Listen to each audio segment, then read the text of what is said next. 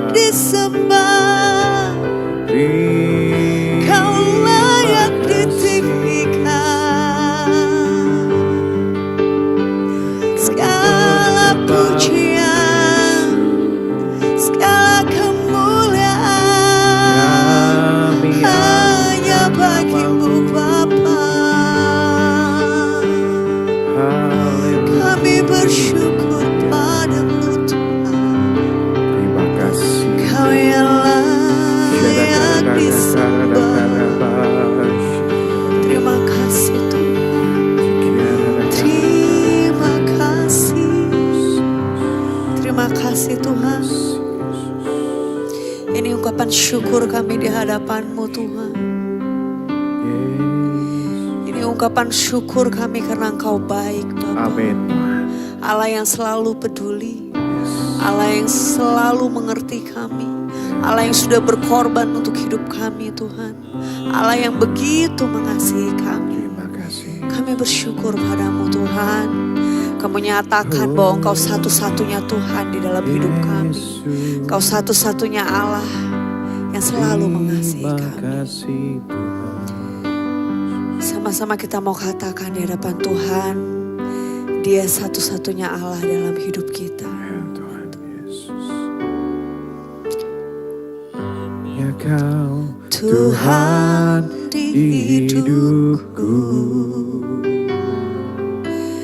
Kau berikan hidup yang baru. Darah-Mu menyucikan, pulihkan hatiku. Ku nyatakan Kaulah segalanya. Katakan dengan sungguh-sungguh. Engkaulah sumber pengharapan. Kuasa-Mu sanggup menyembuhkan. Jiwaku pun berserah hanya kepadamu, Yesus. Kaulah segalanya. Karena salib-Mu ku hidup, karena salib-Mu ku menang. Engkau yang berkuasa, sanggup untuk melakukan mujizat-Mu. Karena salib-Mu ku hidup, karena salib-Mu ku menang.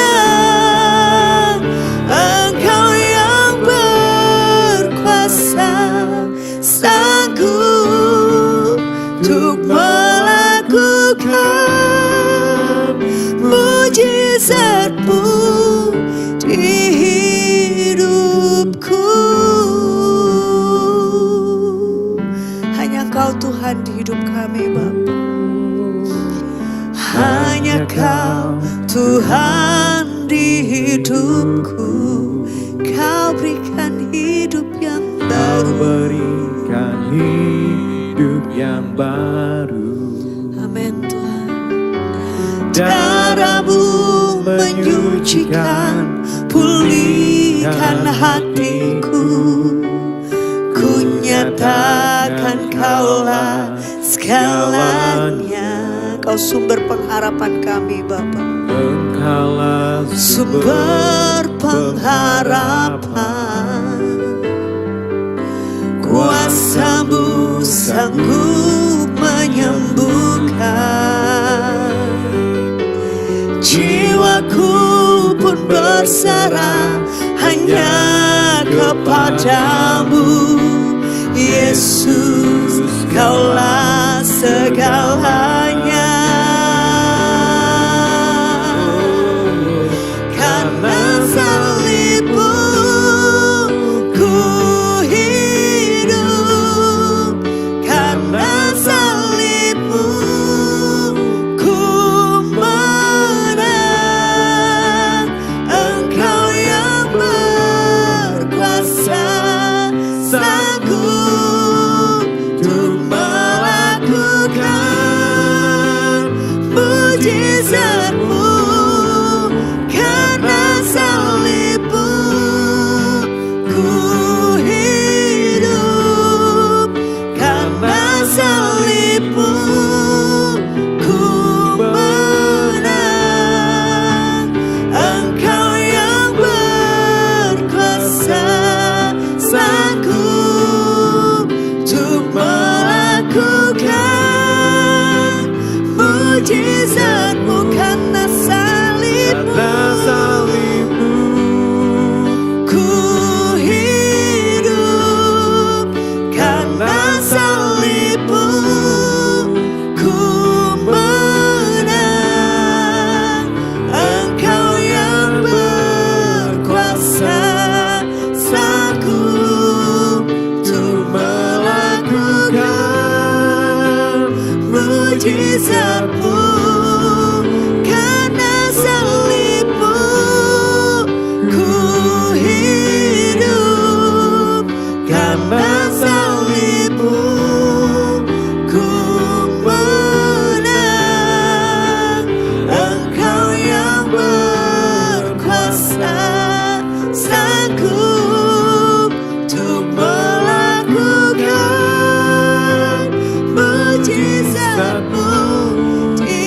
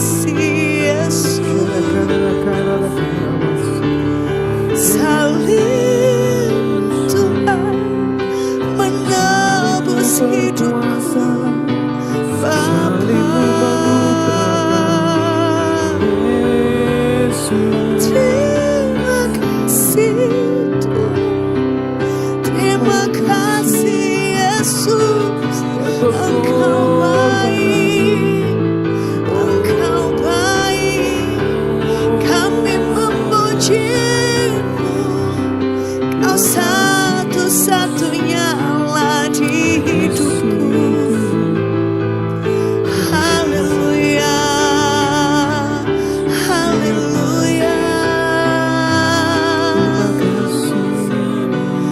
haleluya. Terima kasih, terima kasih Tuhan, karena salib-Mu. Haleluya, karena salib-Mu ku hidup, karena salib-Mu ku menang. Engkau yang berkuasa, sanggup untuk melakukan mujizat-Mu, karena salib-Mu ku hidup, karena salib-Mu ku menang. Engkau yang berkuasa, sanggup untuk melakukan mujizat-Mu, karena salib-Mu ku hidup, karena salib-Mu ku menang. Engkau yang berkuasa, sanggup untuk melakukan mujizat-Mu, karena salib-Mu ku hidup, karena salib-Mu ku menang. Engkau yang berkuasa, sanggup untuk melakukan mujizat-Mu di hidupku.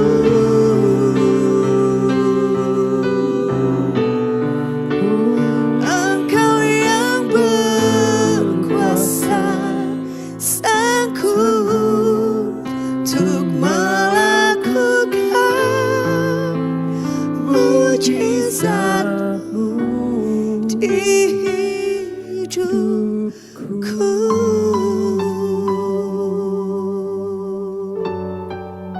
Kami bersyukur, berterima kasih Tuhan.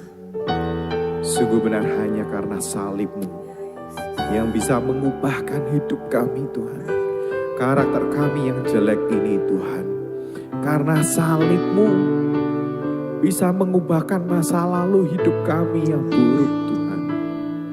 Karena salib-Mu juga yang membawa hidup kami mengalami kemenangan demi kemenangan. Kami bisa karena Engkau Tuhan, karena Engkau yang sudah menebus hidup kami. Engkau telah menyerahkan hidup-Mu untuk kami. Dan pada pagi hari ini kami mau mendengarkan kebenaran firman-Mu. Berbicaralah Tuhan lewat hamba-Mu, sebab hamba-Mu terbatas Tuhan. Biarkan kuasa-Mu yang bekerja, Roh Kudus-Mu menaungi setiap jemaat-Mu dan membuat kami mengerti akan firman-Mu. Terima kasih Bapa, di dalam nama Tuhan Yesus Kristus kami siap mendengarkan firman-Mu. Haleluya. Amin. Ya, shalom Bapak Ibu, pada pagi hari ini saya akan membawakan sebuah tema yang berjudul pengorbanan demi keselamatan bangsanya. Ya, kisah ini saya ambil dari sebuah kisah dari Ratu Esther. Kita akan buka firman Tuhan kita pada pagi hari ini di Esther 4 ayat 15 sampai dengan ayat yang ke-17. Firman Tuhan mengatakan, maka Esther menyuruh menyampaikan jawab ini kepada Mordekai. Pergilah, kumpulkanlah semua orang Yahudi yang terdapat di Susan dan berpuasalah untuk aku. Janganlah makan dan janganlah minum 3 hari lamanya, baik waktu malam, baik waktu siang. Aku serta dayang-dayangku pun akan berpuasa demikian. Dan kemudian aku akan masuk menghadap raja. Sungguh pun berlawanan dengan undang-undang, kalau terpaksa aku mati, biarlah aku mati.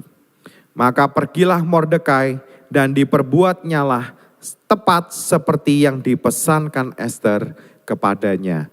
Nah, Bapak Ibu, cerita tentang Ester ini mungkin Bapak Ibu sudah mendengarnya berkali-kali. Bahwa sebuah pergejolakan terjadi ketika di dalam kehidupan Ester. Ketika dia menjadi seorang dia akan menjadi seorang ratu ganti wastu, ya. Nah, di sini ada sebuah permulaan yang membuat bangsa Israel ini tuh ingin dimusnahkan, Bapak Ibu. Jadi orang-orang Yahudi itu ada rencana jahat bahwa orang-orang Yahudi itu akan dimusnahkan oleh Haman. Nah, dari cerita ini Ester mengatakan bahwa sungguh pun aku akan berlawanan dengan undang-undang, kalau terpaksa aku mati biarlah aku mati. Nah, apa yang dimaksudkan dengan undang-undang ini, peraturan apa yang ada di kerajaan ini, kerajaan Ahasiweros ini, ya. Undang-undang yang tidak boleh dilanggar siapapun atau jabatan apapun, ya. Itu ada di Ester 4 ayat 11 yang mengatakan bahwa semua pegawai raja serta penduduk daerah-daerah kerajaan mengetahui bahwa bagi setiap laki-laki atau perempuan yang menghadap raja di pelataran dalam dengan tiada dipanggil, hanya berlaku satu undang-undang, yakni hukuman mati. Hanya orang yang kepadanya raja mengulurkan tongkat emas yang akan tetap hidup. Dan aku selama 30 hari ini tidak dipanggil menghadap raja. Jadi apa yang terjadi pada Ester pada waktu itu adalah ketika sudah diangkat menjadi ratu ganti wasti, ya. Di sini peraturan pun berlaku untuk semuanya walaupun Ester adalah seorang ratu, bahwa di mana tidak boleh sembarangan orang menghadap ke raja, ya. Untuk orang boleh menghadap ke raja ketika dia berada di pelataran kerajaan, di dalam kerajaan, ya. Itu harus ketika kalau raja itu berkenan, ya, atas kedatangan orang itu, maka raja itu akan mengulurkan tongkat emasnya dan orang itu harus memegang pucuk dari tongkat itu sehingga itu menandakan bahwa raja itu berkenan. Tapi kalau enggak, ya, kalau enggak Bapak Ibu, raja sedang enggak berkenan untuk ditemui, maka raja itu akan marah, ngapain kamu kesini gitu. Dan akhirnya orang itu akan dihukum mati. Seperti yang berlaku pada undang-undang ini. Ya, itu yang terjadi. Dan hal itu sangat membuat Ester kalut dan takut Bapak Ibu untuk menghadap raja terhadap pergolakan yang terjadi ini dan ingin menyampaikan untuk minta tolong kepada raja untuk membatalkan niat buruk dari Haman ini. Ya. Nah, permasalahan ini bermula ketika semua pegawai raja serta penduduk daerah kerajaan mengetahui bahwa ya, bagi setiap laki atau perempuan menghadap raja di pelataran dalam dengan tiada dipanggil hanya berlaku satu undang-undang, yakni hukuman mati. Ya. Nah, bahwa dalam Ester 3 ayat 1 sampai 2, peristiwa-peristiwa ini maka Haman bin Hamedata, bermula dari Haman bin Hamedata orang Agag, ini dikaruniai kebesaran oleh Raja Ahasiweros. Dan pangkatnya dinaikkan serta kedudukannya ditetapkan di atas semua pembesar yang ada di hadapan baginda. Dan semua pegawai raja yang di pintu gerbang di istana raja berlutut bersujud kepada Haman. Sebab demikianlah diperintahkan raja tentang dia. Tetapi Mordekai tidak berlutut dan tidak bersujud. Itulah yang sedang terjadi Bapak Ibu. Apa yang pergolakan ini dimulai dari ketika Haman itu diangkat, diberi jabatan oleh raja. Dan semua pegawai-pegawai istana itu semuanya bersujud di hadapan Haman. Tapi Mordekai tidak bersujud. Ya. Dan pada saat itu pekerjaan Mordekai setelah setelah Ester diangkat itu menjadi pengganti Ratu Wasti adalah Mordekai ini itu pegawai kerajaan yang duduk di gerbang raja, di gerbang pintu istana, ya, yang ada di Susan. Nah, maka para pegawai raja yang di pintu gerbang istana raja ketika melihat Mordekai ini tidak mau menurut, ya, tidak mau bersujud atau berlutut kepada Haman. Pegawai-pegawai istana ini menegur Mordekai berkali-kali, berhari-hari, tapi tetap tidak didengarkan. Dan hal itu diberitahukannya kepada Haman mengenai sikapnya Mordekai yang tidak mau bersujud dan berlutut di hadapan Haman. Ya, dan di Firman Tuhan katakan bahwa ketika Haman melihat bahwa Mordekai tidak berlutut dan bersujud kepadanya, maka sangat panaslah hati Haman. Nah, Haman menganggap bahwa dirinya itu terlalu hina untuk membunuh hanya Mordekai saja. Makanya itu inisiatif dari Haman adalah Haman ini memberitahu ingin bahwa selain Mordekai, ya, Haman ini ingin memusnahkan semua orang Yahudi, yakni bangsa Mordekai itu di seluruh kerajaan Ahasiweros. Jadi bukan hanya Mordekai saja yang dibunuh, tapi seluruh bangsanya, karena diberitahukan dari pegawai istana bahwa Mordekai ini adalah orang Yahudi. Makanya untuk plan yang lebih besar dari Haman ini adalah ingin memusnahkan semua orang Yahudi dari kerajaan Ahasiweros itu, ya. Nah, jadi Haman pada saat itu membuat siasat dengan mempengaruhi Raja Ahasiweros untuk memberikan perintah menangkap serta membunuh orang Yahudi. Karena dikatakan oleh Haman bahwa orang Yahudi ini itu hukumnya berlainan dengan hukum yang ada di segala bangsa. Dan hukum raja pun tidak dilakukan oleh mereka. Sehingga membuat oleh alasan ini membuat Haman ini minta supaya raja ini memusnahkan orang Yahudi. Dan raja berkenan atas permintaan Haman itu. Dia memberikan cincin materainya dan pada akhirnya memberikan mandat atau surat itu disebarkan ke seluruh istananya, seluruh tempat daerah-daerah di kota itu bahwa akan menangkap dan memusnahkan orang Yahudi. Ya. Nah, apa yang dilakukan Ratu Ester ketika mendengar hal itu, Bapak Ibu? Ketika Ratu Ester memerintahkan Mordekai untuk puasa dan orang Yahudi berpuasa 3 hari 2 malam, ya, 3 hari 2 malam. Pada hari ketiga Ester memberanikan diri dengan mengenakan pakaian ratu lalu ia berdiri di pelataran istana raja. Dan waktu raja melihat itu, puji Tuhan Bapak Ibu bahwa raja itu berkenan ditemui oleh Ratu Ester. Sehingga raja mengulurkan tongkatnya dan Ratu Ester memegang untuk ujung tongkat itu sebagai tanda raja berkenan ditemui. Nah, raja bertanya apa yang dikehendaki Ratu Ester. Ya, bahkan setengah kerajaan pun akan bersedia diberikan demi ratunya. Ya. Namun apa yang diinginkan Ratu Ester adalah supaya raja dan Haman mengikut dalam perjamuan yang akan disiapkan oleh Ratu Ester. Ya. Nah, di dalam pergolakan ini, dalam siasat jahat ini, Bapak Ibu ternyata ada campur tangan Tuhan untuk membela bangsa Israel atau orang Yahudi ini.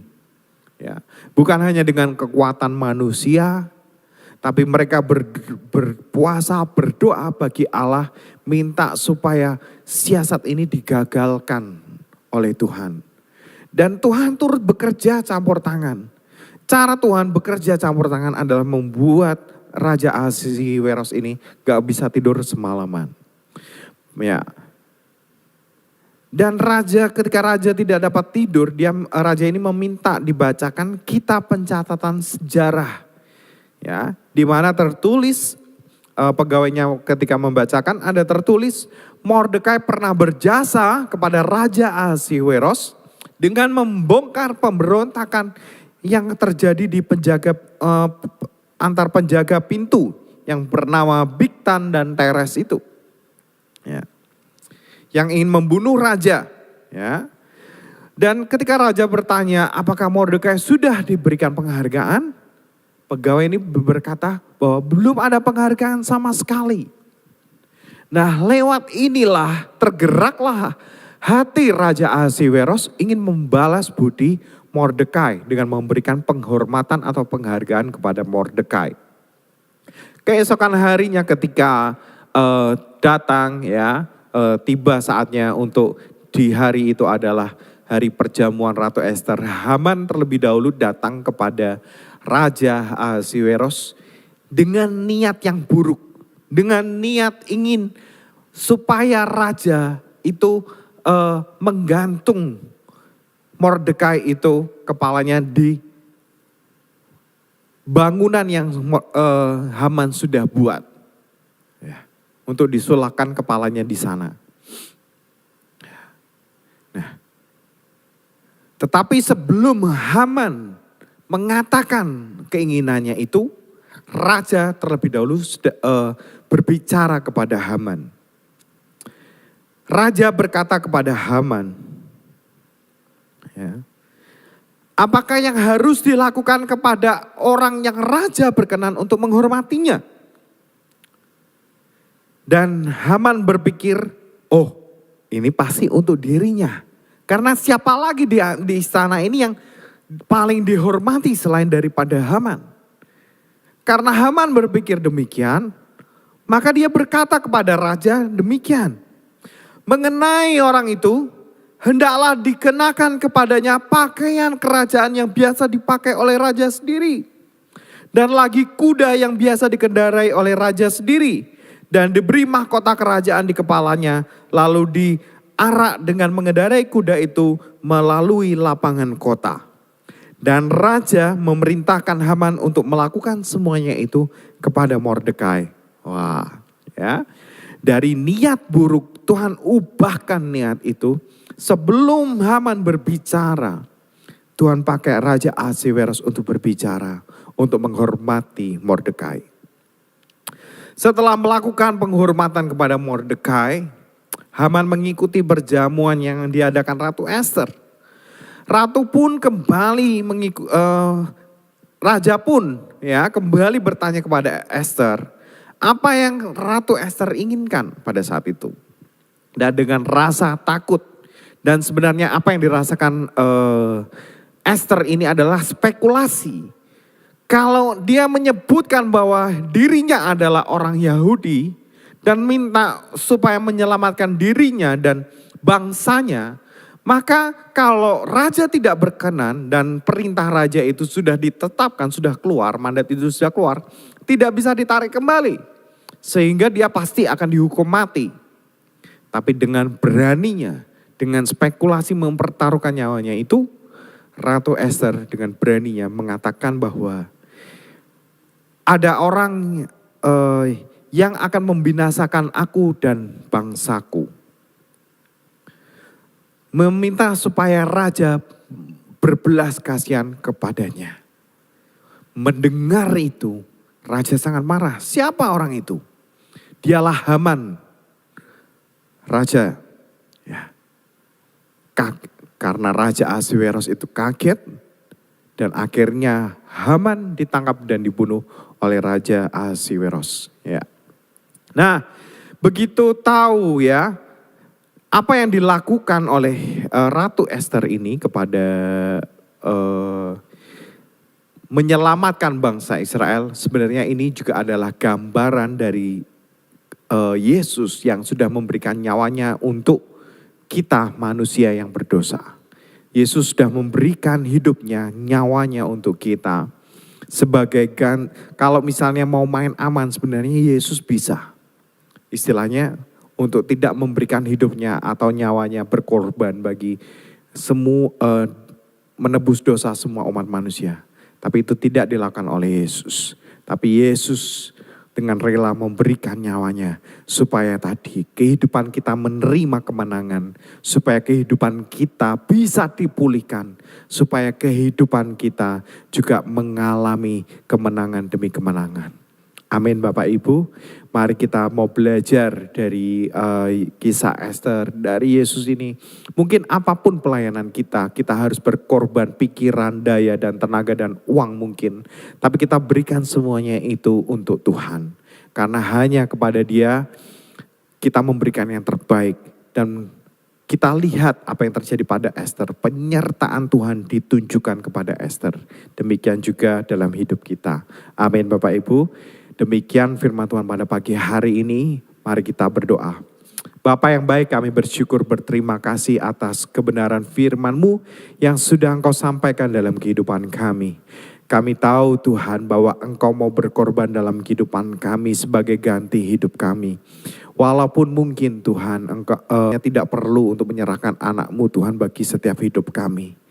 Tapi semuanya karena cinta-Mu yang lebih besar kepada manusia. Karena cinta-Mu terhadap hasil karya tangan-Mu Tuhan. Sehingga Engkau tidak membuat kami binasa. Engkau menyediakan Yesus sebagai ganti dosa kami. Untuk hidup kami mengalami kemenangan. Untuk hidup kami mengalami terobosan. Untuk hidup kami bisa mengalami pemulihan hidup kami Tuhan. Terima kasih Tuhan. Kalau pagi hari ini jemaat-Mu akan beraktivitas.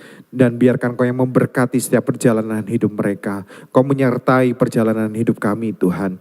Engkau yang membimbing kami pada hari ini. Dan kalau kami jemaat-Mu ada yang sakit, Engkau yang memberikan kesembuhan, pemulihan dan kekuatan di dalam nama Tuhan Yesus Kristus.